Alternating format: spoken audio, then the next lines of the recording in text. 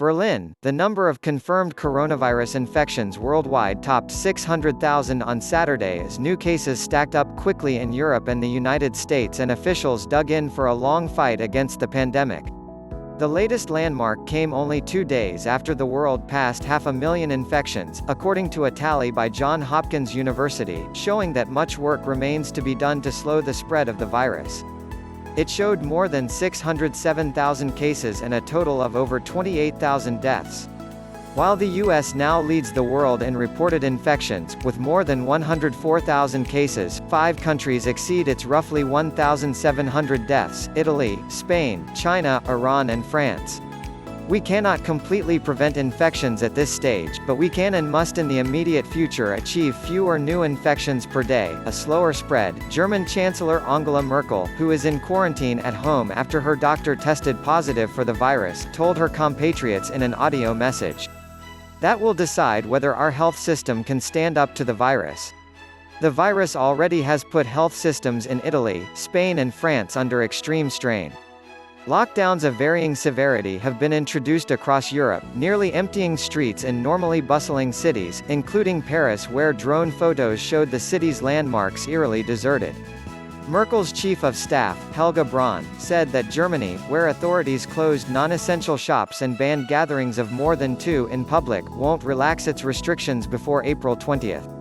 Spain, where stay-at-home restrictions have been in place for nearly 2 weeks, reported 832 more deaths on Saturday, its highest daily total yet, bringing its total to 5,690.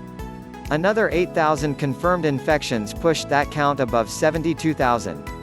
Doctors, nurses and ambulance drivers in its worst-hit regions are falling ill at an alarming rate and working non-stop. More than 9,000 health workers in the country have been infected.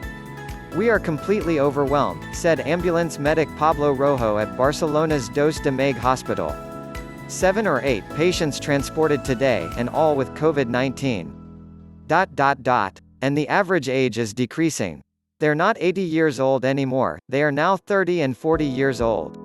Sometimes you become a bit paranoid, you don't know anymore when you pick up the phone if you have cleaned your hands, if you've sanitized them or not. You touch your face with your hands, Rojo said. Spain has struggled to get coronavirus tests and protective gear for health workers.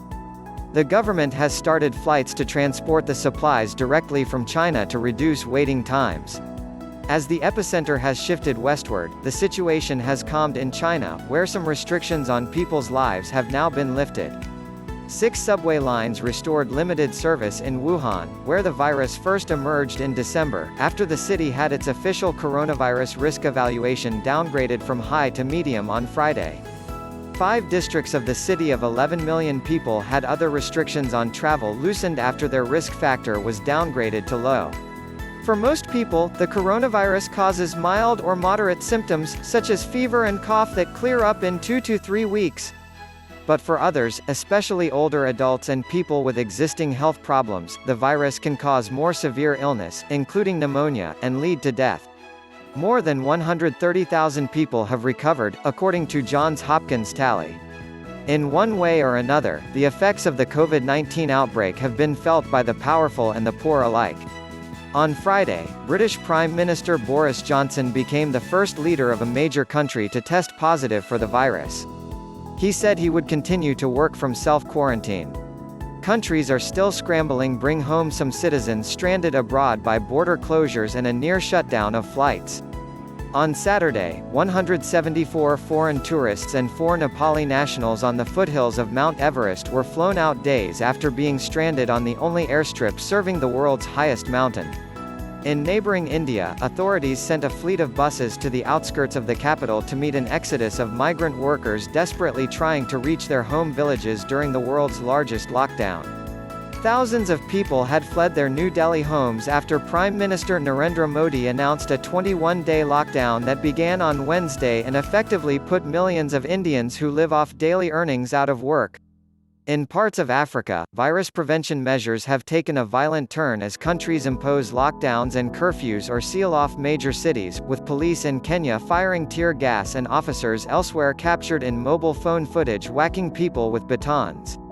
In the United States, New York remained the worst-hit city, but Americans braced for worsening conditions elsewhere, with worrisome infection numbers being reported in New Orleans, Chicago and Detroit. New Orleans' sprawling Ernest N. Morial Convention Center, along the Mississippi River, was being converted into a massive hospital as officials prepared for thousands more patients than they could accommodate.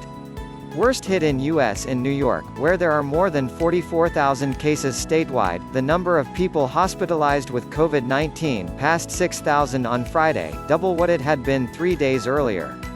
Gov. Andrew Cuomo called for 4,000 more temporary beds across New York City, where the Jacob K. Javits Convention Center has already been converted into a hospital. The struggle to defeat the virus will take weeks and weeks and weeks, Cuomo told members of the National Guard working at the Javits Center. President Donald Trump invoked the Defense Production Act on Friday, ordering General Motors to begin manufacturing ventilators. Trump signed a $2.2 trillion stimulus package, after the House approved the sweeping measure by voice vote. Lawmakers in both parties lined up behind the law to send checks to millions of Americans, boost unemployment benefits, help businesses and toss a life preserver to an overwhelmed health care system. Dr. John Brooks of the U.S. Centers for Disease Control and Prevention warned Americans remained in the acceleration phase of the pandemic and that all corners of the country were at risk. There is no geographic part of the United States that is spared from this, he said.